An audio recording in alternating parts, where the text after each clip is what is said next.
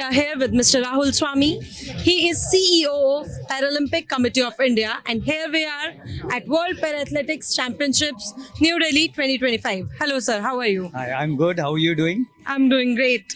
So, how has the overall experience been for you in organizing this championship? I would say it has been tiring, but at the same time, I've learned so much.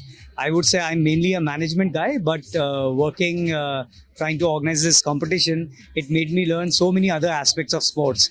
What happens at the back end, the technical part, how to get this whole stadium renovated within record time, and also work with other departments like the police, media, other departments where we are getting our training grounds. For instance, Tyagaraja is under education department and CWG is under DDA. So working with all those departments, doing everything at the same time.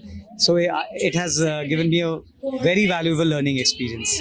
So, as of now, the championship is going on. So, till now, is there any memorable or emotional moment for you?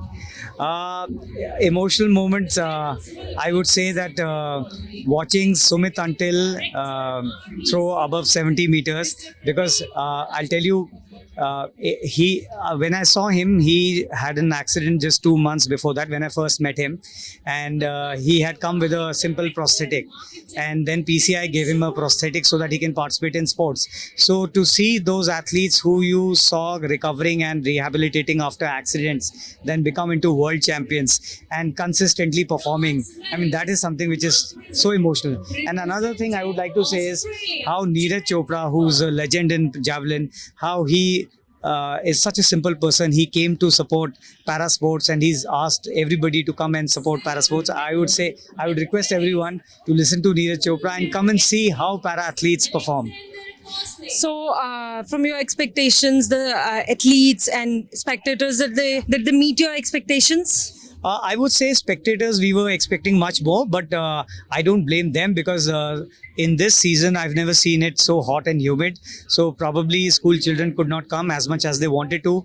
And in fact, you would see it was difficult for us to move 100 meters. It was so hot and humid. So I don't have any complaints. But now the weather is better. We still have many days left. I would expect and request people to come and watch the matches and see how for a boy who is 5'4", less than 25 years of age, is able to jump more than 2 meters with a disability in one leg.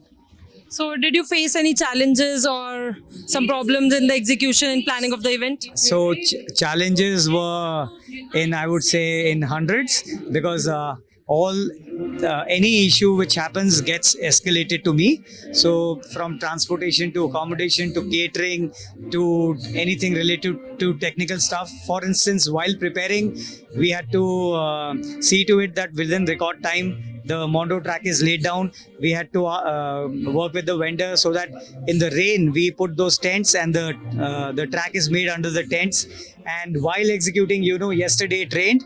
So there were a lot of technical and electrical problems which we were fortunately able to resolve.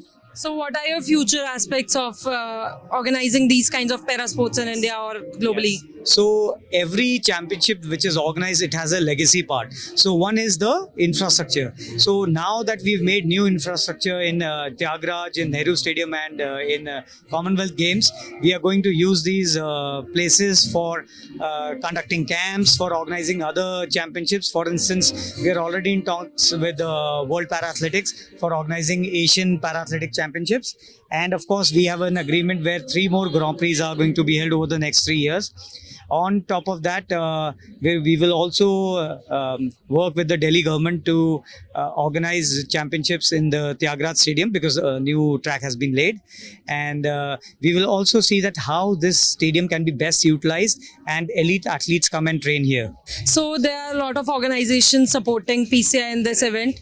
How do you see the contributions of SOG Federation in the supporting? I'm very thankful to SOG since we have never organized a competition where there are 100 countries participating, and no matter how well you plan, there are things for which you require manpower. So SOG has provided us manpower which is experts in diverse fields. So we have utilized them and we are using them with our core team, and that has contributed to the success of this championship. So can you please explain something about esports? Like SOG is promoting esports. Correct. So here the Paralympics and Olympics are are equal for esports. Yeah. So can you please give a message to Paralympic players or some para esports players also?